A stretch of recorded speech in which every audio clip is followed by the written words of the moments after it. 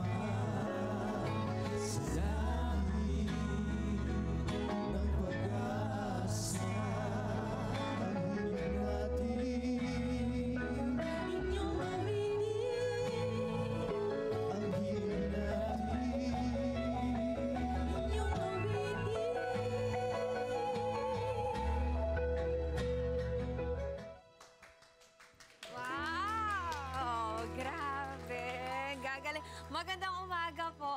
Magpakilala po kayo sa ating mga kada. Welcome sa kada. Magandang umaga. Magandang umaga po. This is Jason Rafael. Good morning po. My name is Rai. Hello po, ako po si Jeffrey Hidalgo. Good morning, I'm Sheila Ferrer. Magandang umaga po. Ako po si Vince Conrad. Ayan, ang gagaling niyo po. Good morning. Ito na, napaisip ako, paano ba nabuo itong Jep Rocks the Musical? Of course, Jep Rocks the Musical, yung mga kanta ni Mike Hanupol ang feature dito. Kilala mo ba si Mike Hanupol? Na parang narinig ko na siya, pero hindi ko pa siya oo. Pero narinig ko siya sa mga papa ko din at sa kuya Yes, of course. Siyempre, Mike Hanupol was part of the legendary Juan de la Cruz Band. And siya din yung gumawa ng mga songs ng Hagibis. At the same time, may mga sarili din siyang songs. Kaya napakadami ng mga kanta at saka sobrang classic. Yes, ang ganda nga talaga pakinggan. Like, lalo na sa mga kada natin ngayon, lalo na sinimulan nyo ng ganun ng mga tinig. Siyempre, nakakaganda ng araw yun. At ito naman po, ano ba ang pangalan ng characters na gagampanan ninyo sa play at anong role ng kwento ninyo doon? Ako, I will be playing, I'm part of the ensemble, but ang main role ko is one of the activist leader ako. So, Okay. Yun. Ang role ko dito is, ako si Paz, and I'm the love interest of Miko, and isa akong activist dito. I'm playing Willie. Part siya ng Sikatuna Band. Magkakabanda kami nila Nino Alejandro at saka ni David Ezra. And yun yung kwento actually ng Jep Rocks the Musical. Yung plight ng banda namin during the 70s and 80s. Parang ganun. Ayun. Ako naman po, I'm also part of the ensemble, but I will also be having the role of Sarah. Isa po siyang sosyalera na mahina ang utak. Oy, interesting. Ako naman po, part din ng ensemble, and I will be playing a Japanese recruiter na merong maitim na balak. Oh, napaka-interesting yun, ha? Kenji-san. Nag-Japanese yung character. Actually, kapako siya kasi nagturo ko ng English English teacher Yes, ako sa oo. Japan. So yung accent. ko. Baka may maturo ka sa amin dito sa mga kada. Ano ba pwede maturo mo na Japanese word? Konnichiwa. Ganyan. Konnichiwa, mga kada. Pero hindi ako bagay maging ano. Ayan, thank you, Don. At ito naman, ano ba yung masasabi nyo nakakaiba sa Jeprox pagdating sa musical compare naman sa ibang musical plays? So, ang kakaiba po dito sa musical namin is it brings together the best of the old and the new. Kasi we have timeless songs that we will reintroduce to the new generations. We have veteran actors and new actors and guided by a seasoned director, Direk Franny. And also, ano pa ba? And I thank you. Hindi, it's fun and entertaining, pero at the same time, it has a meaningful message behind it. Yes, yun yung maganda sa mga plays, meron ka talagang takeaway doon. Ito, kayo, meron ba kayong makakwento regarding sa play nyo? Kung ano nyo naiisip nyo na kakaiba sa gagawin nyo compare sa others? Nakakahiya na po sumunod kay Ate Shana. Hindi, wag kang mahiya dito. Walang hiya-hiya dito. Wala na, nahiya ako. Oo. Ayun. Pero eto na lang, bukod kanina may kinanta nyo yung song na yun, ano pa ba yung ibang kanta ni Mike Hanupol ang ipe-perform niyo sa play?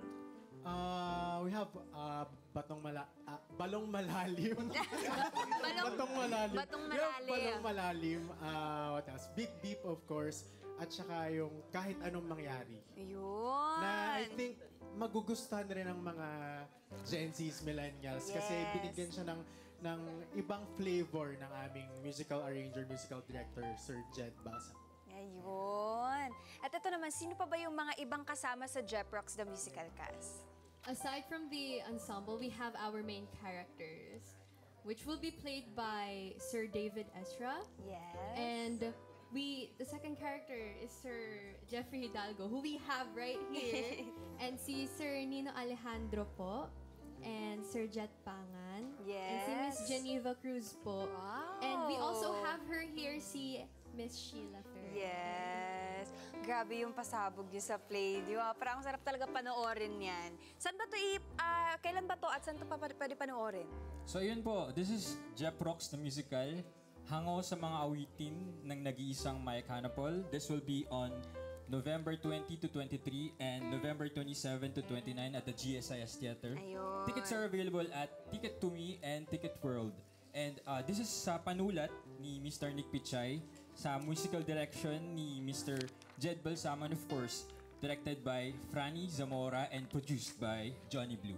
Okay, thank you. Ayun. Ayun. Sabi ko. Comprende, ganon. Ano ba yung Japanese sa understand, ganon? Understood. Wakarimasu. Wakanimasu. Wakanimasu. Wakaranay. Ano ba yung wakaranay? I don't understand. Doon tayo sa naintindihan natin. Wakarimasu. Ayan. Maraming salamat. Ito may mga quick questions na ako sa inyo. Ano ba yung mga pinagkakaabalahan nyo now except ito sa play? Ano ba ang pinagkakaabalan ko ngayon? Focus ako ngayon sa Jeprox kasi ayoko magsabay ng Mahirap shows. na Oo. kasi malaki din yung responsibility dito sa play. Okay. Ako po, actually, I just came from Dumaguete. Yesterday, we had a concert there. So yon. And then I also teach voice. Wow. Ikaw po. Ako for November, basically talagang naka-focus for Jeprox. But I just finished 3 movies. One is from yung The Wrath, and then yung may appearance also Werewolf Boy sa Viva. At saka dun sa Sinesilip yung sa Likmata. Wow, grabe direct. Ako naman po, may mga gig po, mga hosting gig po ako sa mga mall events. And I also host in Let's Groove po sa RJTV every other Thursday. Ayun. Ako kakatapos ko lang po sa isang singing competition sa other network. I placed top 7, ganun. Grabe. But for now, yun, focus muna po sa Jap Rocks. So, Kasi- binuo nyo talaga yung oras and focus Yes, nyo dito. So, kaabang-abang talaga tong play na to. Malapit na sa November 20 na. Yes. Manood ka. Manood Oh. kayo. Invite ko sila. Check ko no? talaga yung Yeah. ticket niyan dyan direct, for sure. At syempre, nabitin pa kami sa pagkanta nyo kanina. Kaya naman mga kada, kailangan natin sila ipa-perform pa ulit. Kaya to perform another from Jap Rocks the Musical, plus let's give it up for Rai, Sheila, Vince, Jace, and Jeffrey.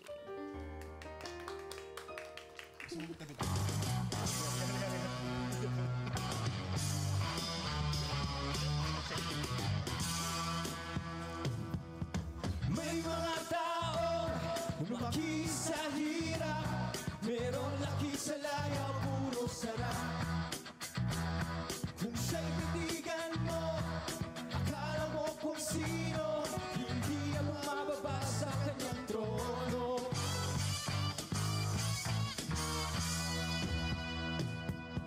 Lahat ng gusto niya, ibinigay na sa kanya. Ngunit wala pa rin siyang kasiyahan. Hindi pa makontento sa kanyang mga bisyo. Nilubog pa niya ang sarili sa puti. Kilala sa bayan, asal ay kahaman, malakas sa kwentuhan, istorbo sa daan. Meron pa kaya pag-asang magbago ang taong lumaki? Sabihin nyo ka guys, alam nyo to, come on! Laki sa layaw, Jeff Rock. Laki sa layaw, Jeff Rock. Laki sa layaw, Jeff Rock. Laki sa layaw, Jeff Rock. Let's get together. Sunday 25. Sunday 25.